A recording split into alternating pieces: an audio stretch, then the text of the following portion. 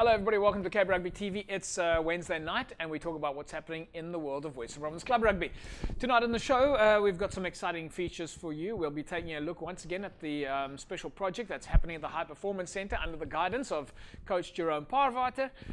We'll be taking a look at what's happening with the Stormers. They're busy with their pre-season training. We went out to Stellenbosch and managed to interview a few of the players. We spoke to SP Marais and Scarro and Tubeni, so that's nice to have some of the professional players on board. And we'll be joined a little bit later by Regan Marcus. He's of course PR media manager, and they will be busy with the Colby Sevens this weekend. So Sevens action rolls out again. Of course, I think Chosen is busy with the Springbok Sevens, but we'll speak to Regan about that a little bit later.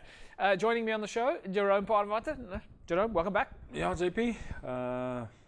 Back again, and still busy with Busy Beach, and we had an interesting session on Monday evening with them. Yeah, and now I can't really say from Vineyards anymore. Junaid Murat, ex-co member at Western Province Rugby. Welcome, Junaid. Well, thank you, JP. It's good to be back. Yeah, in a different capacity. Yeah, no. What do we call you now? Do we have to call you sir or something? No, congratulations. It was a long process on Monday night, but I'm sure we'll talk about that a little bit later. You excited? Excited, yeah. It's a good challenge coming up, and look, we hope we can make a difference and give the clubs what they need. Yeah, you got to learn the lingo now, the political speak and speak gently and with all the correct phrases. Anyway, we've got, we'll be taking a look at some of the new structures at Western Province during the course of the show and have a bit of a chat. But we did go to the High Performance Centre on Monday, where it was Jerome busy with his special project. The guys this time were busy with their strongman sessions, and we've also got some interviews with some of the players. Exciting show coming up. Let's take a look at the strongman session at the High Performance Centre.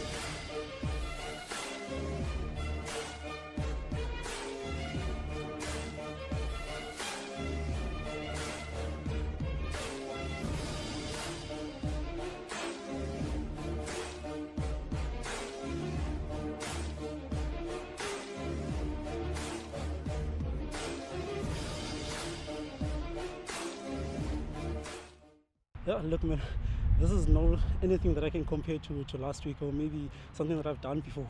This was totally new for me.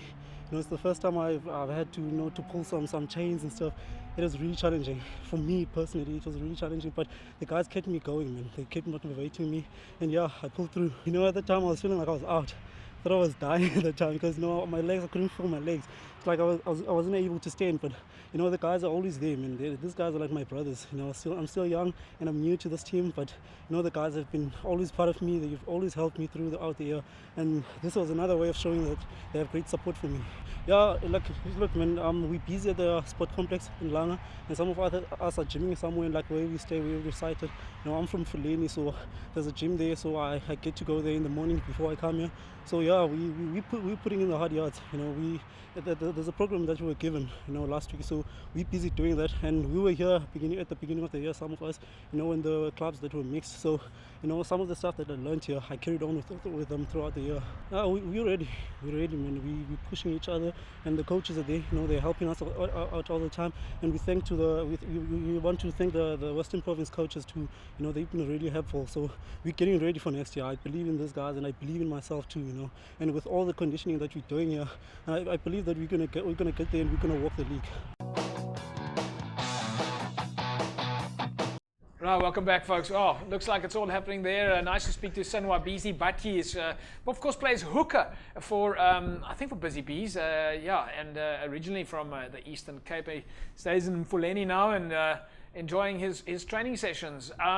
Jerome, looking at what we looked at last week. Last week was all about the testing. You got the guys started last week with their stats and how much they could bench press and how much but today was a little bit more practical. Yeah, JP, just before we talk about that, interesting boy, I was driving in Voortrekker Road on my way to the HPC Monday evening. Yeah. So I gave him a lift, and he took 3 taxis from Fulani to get to Bellville. And that's how dedicated this guy is. And then obviously the same back.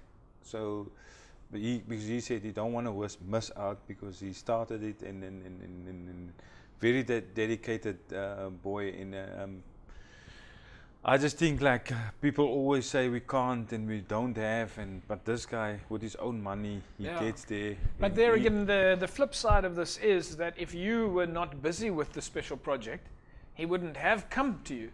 He wouldn't have had anywhere to go. So, you know, you got to take a bit of the credit here as well. So. Yeah, but I think but I think he must take all the credit for coming and doing all this. 100%. Yeah. Okay, so let's take a look at the physical side here. Looking at some of the exercises there, very practical, very functional. Yeah, JP, and I think we spoke about this also. It's just so to show clubs also, like we've spoken in the past, like everybody can get a tire. Yeah. Everybody can get a sledgehammer, and it works upper body. You can get a chain, or you can get something, or you can get. You've seen people sleds, heavy 20-liter water cans which they carry.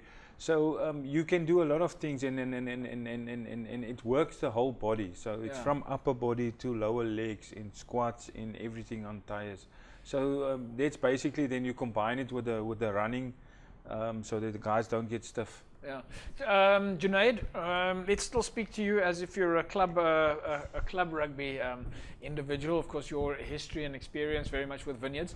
Are the guys doing similar functional training that side, or is it all gym training? Look, as a club, we haven't started officially yet. A lot of the guys are in the gym, and you know they're out in Paarl. So, you know, I would assume they're staying fit and they're working on their strength and conditioning. But the club would probably be starting about next week. We've also at Vineyards appointed a new head coach. Yeah, do we know who it is? Is it still under wraps? It is. It's Ivan Jacobs. All right. Former Saru Bolan Center. Yeah. He's from Kamo. So he personally coached me when I played in the Paarl regional team. So does that mean he's a really good coach? No, he is a good coach. No, I we've mean, interviewed him he's before, I a think, very and good coach. Yes. no, he's obviously comes So from a we've got to pedigree, so that's great. introduce. We've got to introduce him to the players, and they'll So start do you getting think going. now that you're an EXCO member at the board and listening to Jerome here, do you think that considering the gym equipment here, that our next line of sponsorship might be then from a Tiger wheel and tire for tires? I think Will we see more functional training equipment at clubs? It's interesting because we're always looking for gym sponsors and equipment sponsors, but now that you mention it, maybe a Tiger wheel and tire could sponsor some tractor tires or big truck tires and give And each builders club, warehouse could come with some sledgehammers. give each club one or two, and Yeah, go we way back when Dale Santon was still working at I&J. That's where I get the change from the big boats. Oh, right. At the thing. So there's lots of things, and there's people working in clubs, working everywhere. There's some, maybe there's some guys working at the tire factory. There's some guys who can weld the sleeve or whatever. 100%. I think again that goes to the for me it goes to the club community concept. Is that we're not only playing rugby, we're also thinking about the people who are joined to the club, and that folks that are joining the club, you might have your folks who do the mobile music, and you've got your folks that are doing the catering and the hot dogs and maybe the jumping castles. But now we've also got folks that, like you say, maybe are welders, know a little bit of engineering, and they can mock up something that you can use in your training sessions. Yeah.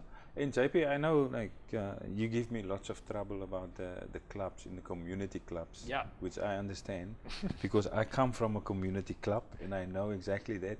And you can almost open it up to the community as a boot camp.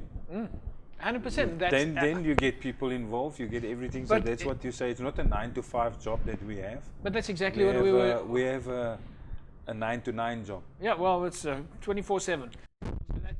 I mean, that's what some of the clubs were doing during the water restrictions, was trying to find different ways to make sure that the clubs are active. And I think, Junaid, you guys were doing it as well at Vineyards. You were coming up with alternative ways to keep the players busy, because at that stage you were really worried that you were going to lose your players. But it should become the norm that the club is creating general activity for the community, not just 9-to-5 rugby. Look, we ended up playing in 5-a-side soccer tournaments, and I mean there was no rugby happening, so we had to, we went on hikes and we went to a farm for a weekend. And you don't necessarily have to do that only because there's water restrictions. That might become the norm. The norm, yeah. And that's like, you can open it up for the community. I mean, Yes. Your fans can come and walk with. And we had a family cricket day, and it was 6-a-side, so Oaks were playing. So you had all the Murats in one team playing against everybody else. No, we split them up into. You had to split them. You had to split them. You can't. It's only 6-a-side. The Murat family, folks, of course, one of the biggest rugby families in South Africa, and one of the most successful records in Springbok rugby history. The Murat family. We're not going to go down that road because Junaid will keep us busy all day long. All right, folks, let's have a chat now with Asolile Apleli. He is, of course, a flanker for Busy Bees. And when we come back, we'll take a look at what's happening at Scottsdene and the Stormers, and we'll keep having our conversation with new EXCO member, Junaid Murat. Back in a sec. First field session of the weekend. It feels like hell, to be honest. It's been a tough one. Nothing I can compare to before, but it's been a great session. Strongman has got a lot of, it's more of like your CrossFit. You've got your cardio session in it, and it's also a bit of conditioning for muscle to get strong. So it is really a strong session, and perfectly planned. So I think coming up next season, it kind of pushes you to go that extra mile and extra minute in the game time. It is true. We're trying to push in. Besides being here for this kind of a program, which is just kind of showing everyone how to go through the pre-season and stuff. We do work out at Langa Sport Complex. There's few minutes at a time. Get an early session in the morning if you can. Then you go home and rest. The exam are also done from my side, so I can able to put 2 sessions a day, just to kind of get the physical and conditioning done. Because Super League A is not, Super League B is not going to be like Super League C, and then we're trying to push for the top 6 maybe. Again, so we have to put in the work. Definitely, I am ready for next season. I've played in Super League B, I've played in Super League A, so for me it's a kind of reminder of what step back in the future again. just see how things have evolved over the past years, and it is going to be a good challenge for me also.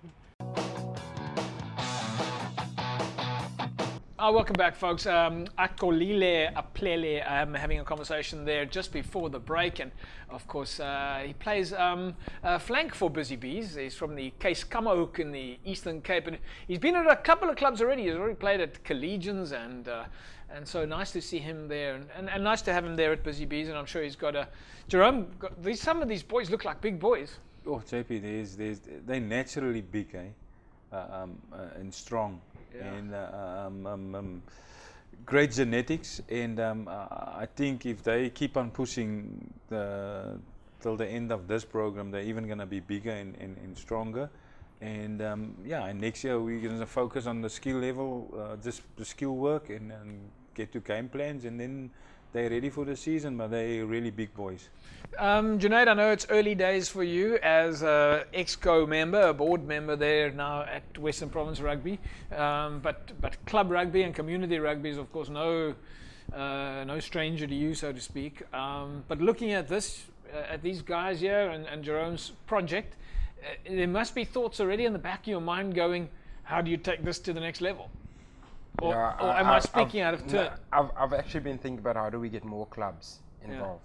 Because obviously Jerome would have identified a few players within Busy Bee structures, and I see they've had some professional players that come from their club. I think Jongi Nokwe and that have come through. So they'll be at HPC, so they can be identified there, and hopefully they can continue in a program throughout the year. Even while they're playing for their clubs, and we never know, there might be 2 or 3 gems that could end up becoming professional players.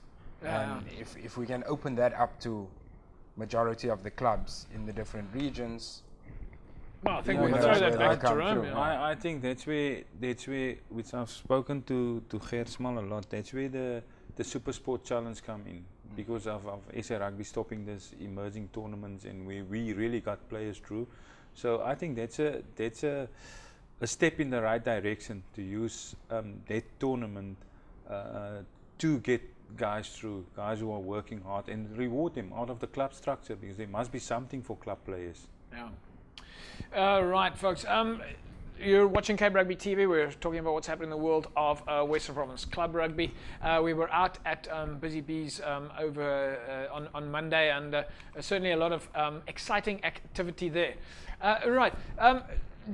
Junaid, let's just chat a little bit while we've got you. Let's talk a little bit about the new structure for the folks that don't really know what's happened at Western Province Rugby. It's now 6 years later. I think you guys have got a constitution that is 3 years running at a time, which means you can serve 3 years, then you go to election, and you go 3 years. So we've seen a lot of stuff in the newspaper about the leadership is changing. Let's just start at the beginning. This is Thelo Wakefield, the former president. He's now stepped down, and you have a new president. Yes, so obviously Zalt Maree, who was the deputy president, was elected as president. I think Zalt's been on the committee for about 12 years. He was also head of the finance committee for the union. So, we're looking forward to seeing what type of leadership he brings, and there's some fresh ideas, and which I think was long overdue for the union to sort of. So essentially, it's a full election. So and you do that every 3 years, and of course then you choose a president and a vice and a deputy and a number of board members. Yeah. So obviously it's your president, your deputy, your vice, and then your 8 additional members. Is it 8? Yeah. And these EXCO members, for the folks that are watching, where do they come from? How do they get chosen to be on the executive? Look, they get nominated by the clubs. All right. So it must be from a club. Is that one of the rules? You don't necessarily have to be from a club, but you get nominated by a club. Right. So there might be some good administrators, or sports people, business people in general, and if a club wants to nominate him, you can stand. You can stand, right. And obviously you've got to get support of the clubs, because at the end of the day, the clubs, the schools, the referees committee, they're eligible to vote. So is that what happened on Monday night? You went in a room and the nominees were there, and your clubs, they vote.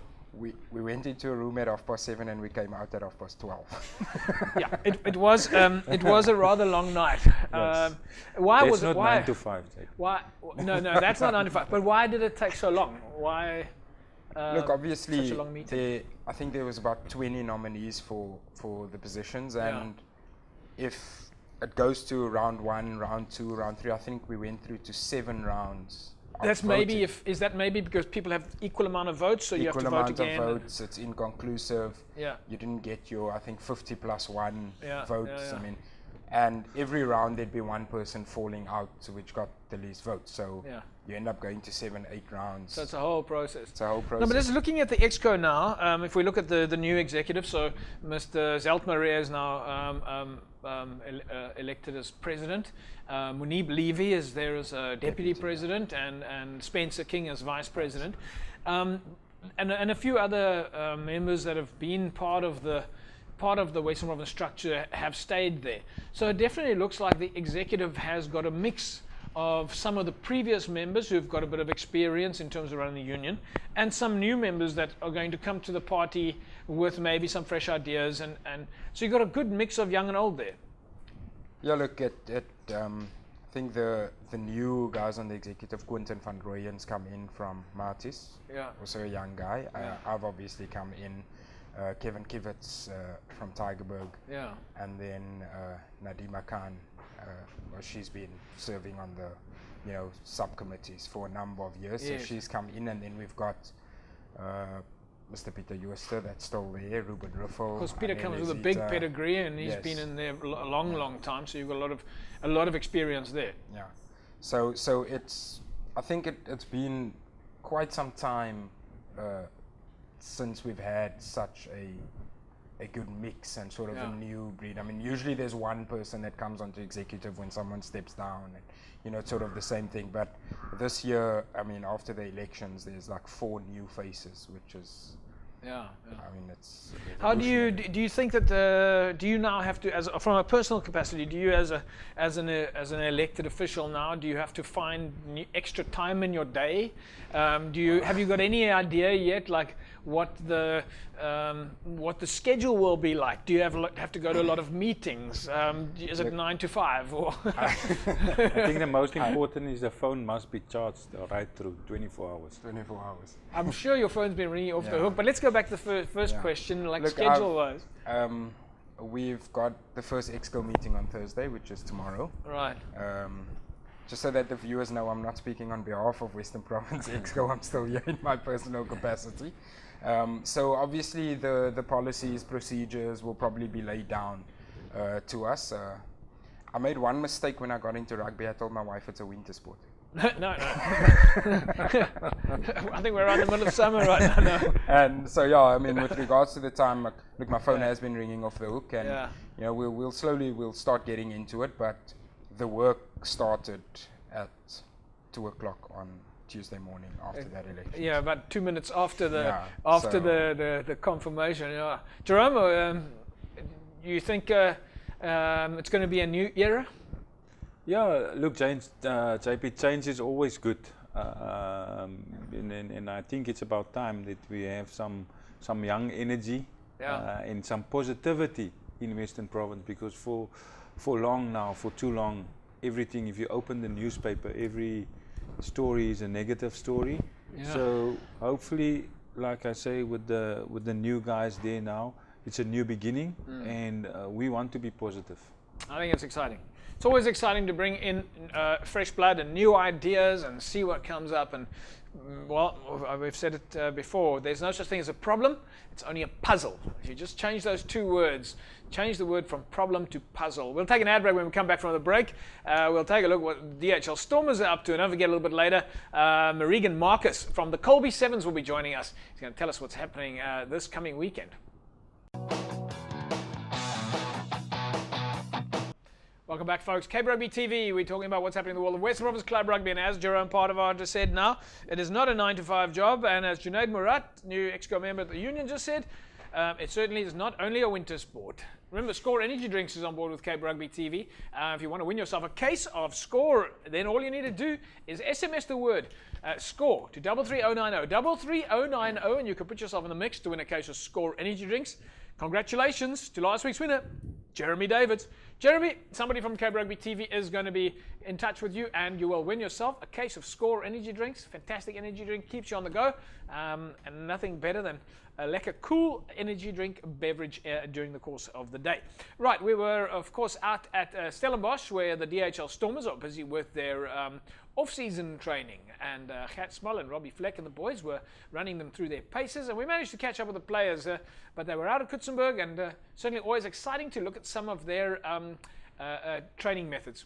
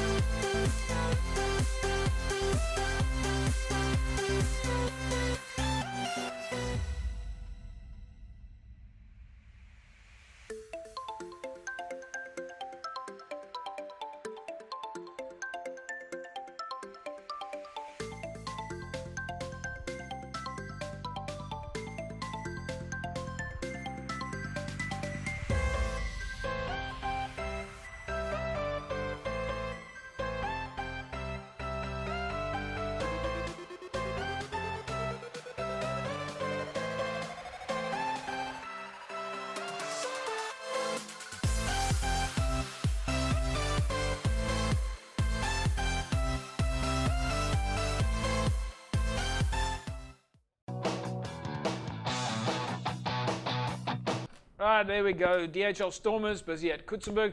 Jerome, was that the Bronco test?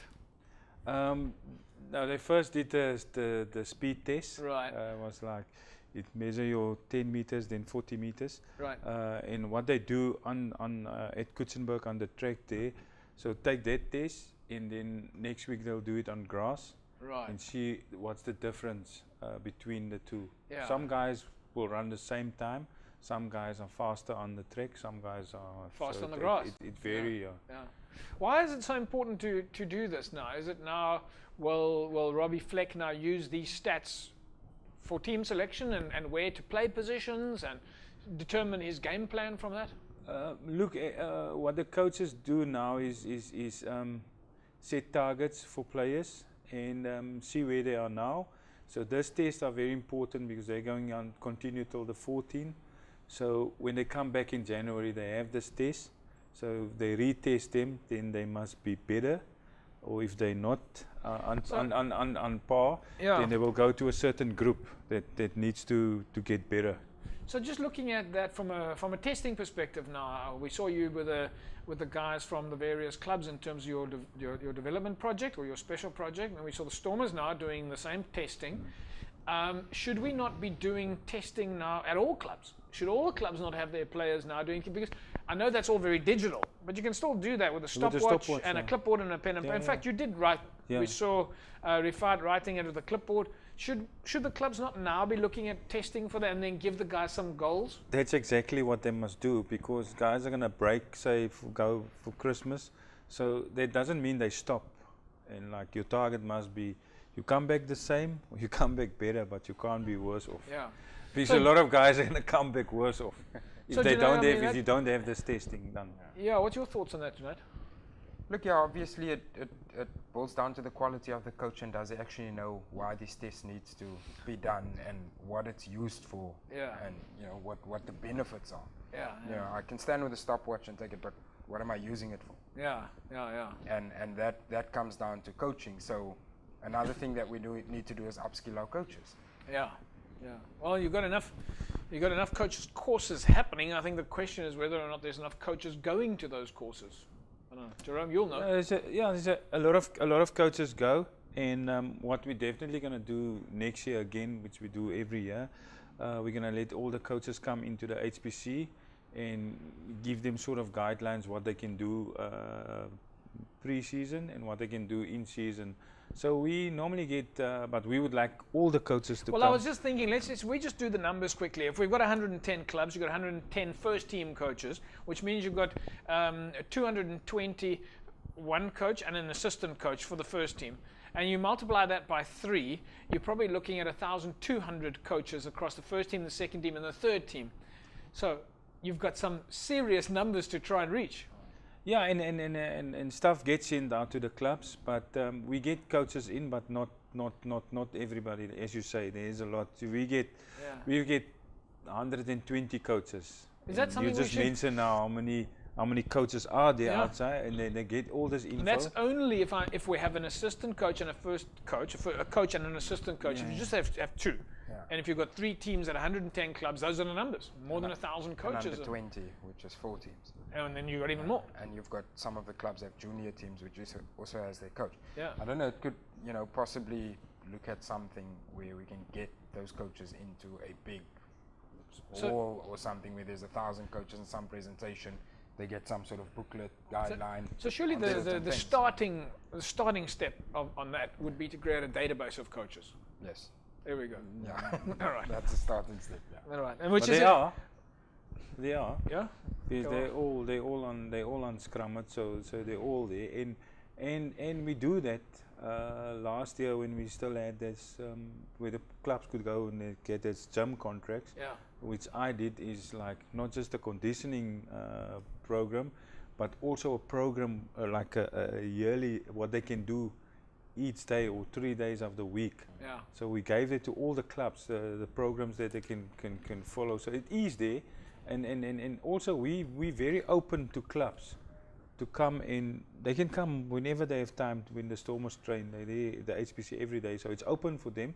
And also what I did last year or this year, we went to the various regions and to go do and give them what they can do, because it's easier for me or 2 guys to go to meet 100 coaches or whatever than them. Sometimes they struggle. So that is it's gonna be the same again. Right, as you know, we were of course out of the Stormers. A very interesting conversation now about how the clubs could be applying what is happening at HPC, and I love the fact that we've actually got those visuals and we're able to have those discussions, and now those of you that are watching, you can take some of those ideas straight back to the clubs. We managed to catch up with DHL Stormers fullback SP Marais. He was of course a legend during the Currie Cup and is and remains to be a legend. Let's speak to SP. Ja, jy weet die harde werk het dadelik weer begin. Daar's mos maar regtig nooit tyd wat 'n mens af het vir jouself regtig nie. Jy moet maar altyd die effort insit in ander oefens. So hierdie is die moeilikste tyd in 'n rugby persoon se lewe. Dis regtig, dis taai. Dis lelik. Jy word elke dag tot jou limiet gedruk en ja, so die manne het weer begin. Die gees is lekker goed. Ons is bietjie minder as gewoonlik, so dit maak die training en die oefening bietjie meer individueel wat ek dink die ouens gaan van hou. So ja, die manne is weer terug op die werf soos hulle sê, en die manne werk weer hard. Ja, kyk, Currie Cup en Super Rugby is 2 verskillende wêrelde. Jou vlak van kompetisie in die Super Rugby is op baie groter hoër gehalte, maar niks weggevat van Currie Cup af. Jy weet, ons het 'n great Currie Cup gehad. Die ouens het mekaar baie beter leer ken. Jy weet, die jongerige ouetjies het verstaan hoe werk die sisteme by die WP en die Stormers. So jy weet, al daai tipe goed wat ons gedoen het was met die oog op Super Rugby. Jy weet, ons het goed probeer wat ons in Super Rugby wil doen. So jy weet ons het Currie Cup gebruik as 'n opboufase en 'n fondament vir Super Rugby, en hopelik het ons die fondament reg gelê sodat die huis nou in Super Rugby volledig kan opgebou word. Ja, kyk, ek is nooit 'n ou wat regtig voor die tyd baie praat nie. Ek het nog nooit voor die seisoen baie te sê gehad nie. Jy weet, ek dink die main fokus nou, of die hooffokus vir nou, is net super rugby en kondisionering om jouself reg te kry vir Januarie en ek dink vir dit om die kop skoon te hou, om die kop reg te hou, jy weet is baie belangrik veral in super rugby want dit is 'n verskriklike uitmurgelende kompetisie. So hy druk jy tot jou limiet. So vir ons is dit uit en uit nou as individu hoe om jouself beter te maak en om 'n beter rugby te speler te wees vir 2019 en jy weet volgende jaar is 'n nuwe jaar en wanneer volgende jaar aankom of aanbreek sal ons dan kyk wat is die doel en dan dinge van daar af vat. So vir nou is dit afseisoen, so die grootste fokus is uit en uit nou net om jou liggaam geestelik en fisies reg te kry sodat jy reg is vir super rugby. DHL Stormers player SP Maria talking to us there about their preparation and just how hard it is, how difficult it is, all the off-season training. Junaid, nice to bring the Stormers to community sport a little bit. We haven't had the Stormers on TV for ages now. This is one of Paul Zax's ideas, is to make sure that we bring the Western Province Rugby professional players, the Stormers. Gert Smallen have now specifically allocated time for us to speak to these guys. It's nice to connect the two. Yeah, look, it's important to bring them closer to the community and, you know, make sort of the supporters have that personal, you know, attachment to the team. Yeah. In the end of the day, that's gonna increase our support. It's gonna make people want to come to Newlands.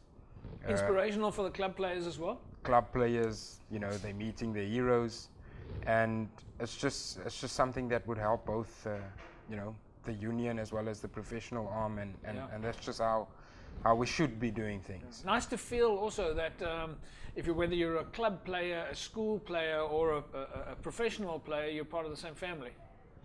Exactly. Yeah. I agree with that 100%. Yeah. And you walk down the mall and you're both wearing the same cap.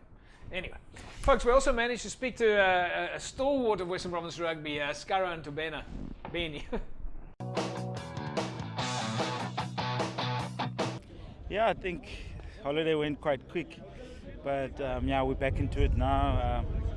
It's got a massive job for next year, but I think the SNC and the coaches have made it fun for the boys, as you can see, dress ups and competing in everything we do. So yeah, just to keep the guys' minds fresh and excited to keep them going, because it's still a while till competition starts. I think it's a lot to do with our basics, with the base and the way we run, techniques, you know, not to have old habits. You know, as you can see, Chappie, our conditioning guy, keeps reminding us of technique. So it's also just to do something different as well.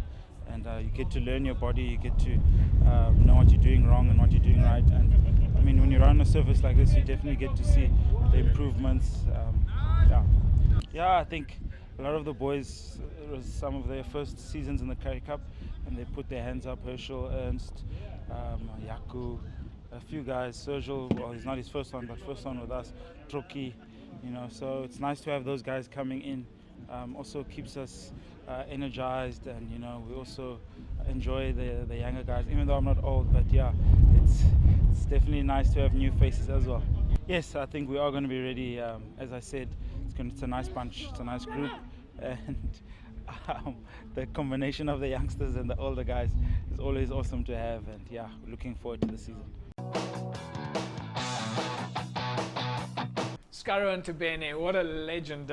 Jerome, he's always got a smile. Yeah, and as you were saying there now, JP, is like, he's talking about the younger players, but he's not that old. He's 25, 26, but he's been playing since 19, being in the system with Currie Cup 19, 20. So, and he's still young, but he's talking about the young players now, and which is good because they can give the young players guidance. And it's the same at the club, JP. It's not necessary that the guy thinks that he's old now, he needs to retire. There's still a role for him to fulfill. Yeah. He can be a mentor of a player, but people think if they retire, especially at clubs, that they're just done with rugby. Yeah, Junaid, I mean, isn't that something one can look at as well? I know I don't want to give you too many ideas that you need to put on the table on the first day, but we do tend to lose some of our legends, administrators from the game of rugby once their kind of playing time is up, or time served on a management committee or something. These are all guys that can stay connected. Look, yeah, obviously clubs need to work on that, and I don't want to use Vineyards as an example, But let's use Vineyards as an example. I'll use Vineyards. The year I stopped rugby, the next year I was on the management. Yes. Yeah. Our first team managers, some of our team coaches, the majority of our sort of management members at the club Former players. are players that stopped 2, 3, 4 years ago, Yeah. and they just continued in that same vein. So instead of being at the practice to practice, they were at the practice to help out. Yeah. Instead of being at the game on a Saturday to play, they were there to manage and assist. And if we can sort of get that culture within all clubs, I mean, clubs will become strong. And I think that's a fantastic idea.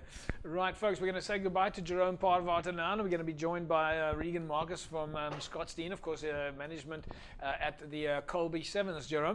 Dankie dat jy vir ons gejoin het, meneer. Yeah, thanks JP. What's up for next week? Have you got the boys back at HPC? Next week the guys are back there next week again, and there's also some other clubs that we also busy with in helping. Well, hopefully we'll be there and we'll find out what it is, or keep an eye on what it is that you're doing there.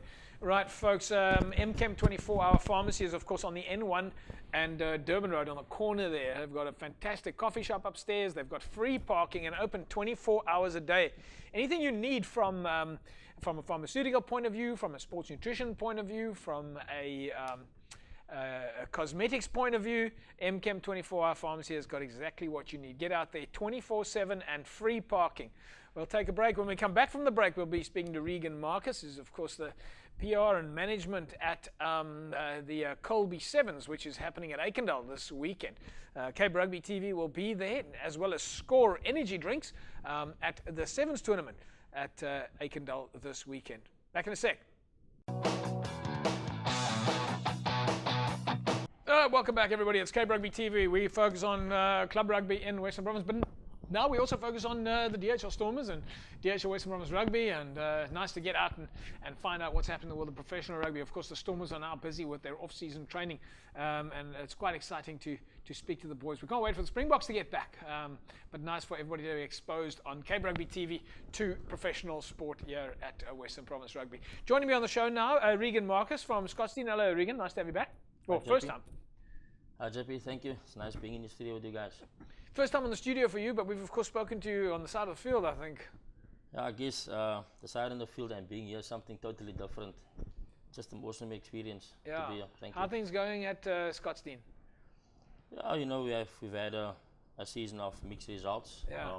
Obviously, we in a building phase, bringing some young talent through our system from the under-20s into our first team squad. Just as young as the players are, we as coaches are too. So, yeah, we're hopeful for a big season next year with all the derbies in and around Kraaifontein. Well, I'm sure it's going to be exciting. Folks, we did manage to catch up. We're going to be speaking to Regan, though, about the Colby Sevens that's coming up this weekend. We'll do that in a sec. Let's quickly look at some of the training that the guys at Scottsdene are busy with at the moment.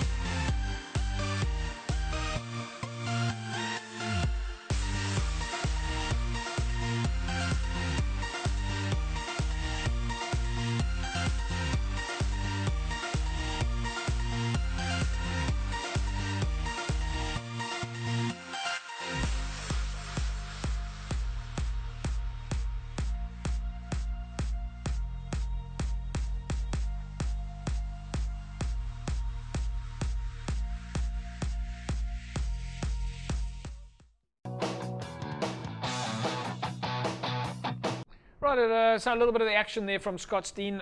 Regan, you've got the Colby Sevens coming up this weekend. A number of teams playing. We're going to take a look at some of the team names in a second.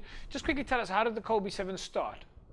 Well, JP, this was actually an initiative started by the late Nicolas Pedro. And he, I would say by accident, roped in Cheslin Colby, and Cheslin was the guy who sponsored the first kit to the team, and that's how Cheslin indirectly got involved with the team. And because Cheslin is Springbok now, we took the idea to develop something around Cheslin in the community, and that's how we got to the Colby Sevens. And he's, of course, originally from Kraaifontein. From Kraaifontein. I think lived in Scottsville.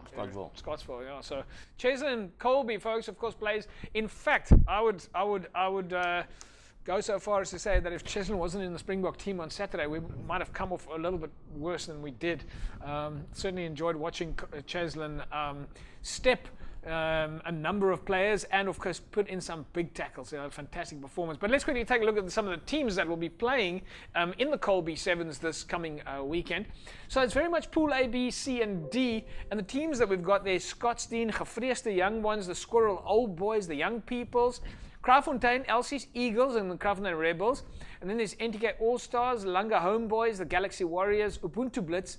And in Pool D, it's the Warriors, Kales Rivier, Young Believers, and Zakai Kings. So, quite an exciting lineup there, Regan. Yeah, JP, for us, it's all about, building these bridges, and with the Rebels traveling throughout the Western Cape, we've also made some friends in other places, and some of those names are quite unfamiliar to a lot of people in Western Cape Rugby, or in Western Province, like the Ubuntu Blitzer, the Zakai Kings, and those type of guys like Galaxy Warriors. So for us, it's merely to bring any form of rugby to the Colby Sevens, and that's how we got those teams on board. Yeah. Of course, it was tough to get past the union. Obviously, the guys coming from the Boland had to give us a letter of consent from the union that those teams can partake in the competition. So you got teams from the Boland area as well? Yep. Okay. Junaid, nice to have some activity post-league and post the score Western Province Sevens. Yeah, look, it's interesting, and I'm actually, I got to commend them for having this Colby Sevens, especially now people are sitting at home, they don't know what to do, at least it keeps them busy, and I'm sure there's guys in these Sevens teams that probably play for other clubs, 15-man rugby when the season starts. It also helps with their conditioning, and at least they're staying fit, especially for those clubs that haven't started yet. Yeah, nice to keep the club active. I think that's fantastic. So you've got 16 teams. Just tell us a little bit more about the day itself. What time does it begin, and is it open to spectators, and what can one expect on the day? Well, JP, the day kicks off at 8 o'clock when the gates open. Teams have to register at 8. Entry fee for adults will be 20 Rand. Children over 12, 10, and vehicles 10. We're looking at a jumping castle for the kids. Yeah. And then obviously we will have some nice entertainment there, and also the great spectacle of rugby. Yeah, I see you've got Score energy drinks on board as well. Yeah, thanks to you guys for having Score, and obviously now that we have Cape Rugby on board, it was a bit easy to get Score involved. No, well, I think from our side it's fantastic. The fact is that you made contact with us. I think many people will forget that you were one of the first people to draw the logo for the Sevens tournament when the tournament actually started. So you've got a close connection to the world of Sevens. I think a lot of it started with you, and so yeah. And I also want to echo Junaid's words there. Commend you for continuing with the effort, and of course, I'm sure Lippy will be looking down at us now. It's rather emotional, actually. Yeah. They'll be looking down and going, guys, do a good job this weekend. Yeah, I guess, for us, ever since he passed on, every tournament was just an emotional ride, and for us to be playing in our 4th tournament for the sort of social season, it's been a good run for us. We now 3 out of 3 cups and 3 tournaments. So obviously we're going full of confidence into this tournament, but we're also humbled by our achievements. Yeah. Regan, we're going to leave it there. Listen, thanks for joining us. We're looking forward to seeing you on Saturday. Of course, Renzel, Botman, who's producer here at Cape Rugby, has been involved with you guys, and he's going to be out there making sure we give the game a lot of the match, the tournament, the day, a lot of exposure, and we're looking forward to it. So good luck. Thank you very much, JP. if I can ask Kraaifontein to come and support the Rebels and support the initiative, because what we want to do is to give back to the community. So there's an opportunity for you guys to support us and also for us to give back to you. Thank you. All right, folks, there you heard. And it's the Colby Sevens this weekend at Aikendal. Of course, that's old. That is the Hands and Hearts rugby field. So make sure you get there. 8 o'clock. It's going to be a lot of fun and entertainment, and certainly really close connection to the community. Junaid Barat, thanks for joining us here at Cape Rugby. I'm hoping we're going to see a lot more of you guys on the show. Well, you, in fact, have been coming on a regular basis. So I want to say thanks to you for putting in the time and the effort for coming. But good luck with your new position. Thank you, JP. I'm looking forward to it, and thanks for having me. It's always a pleasure being on the show. Yeah. Hopefully we can make a change going forward. I'm sure it's going to be fantastic. You've got a lot of good people around you supporting you. Folks, that's a wrap from us here at Cape Rugby TV. We'll see you again next week, same time, same place, if not sooner, being the Colby Sevens this weekend at Hands and Hearts, or Aikendal. I'll see you again next week, same time, same place. Have a fantastic rugby weekend. Bye-bye.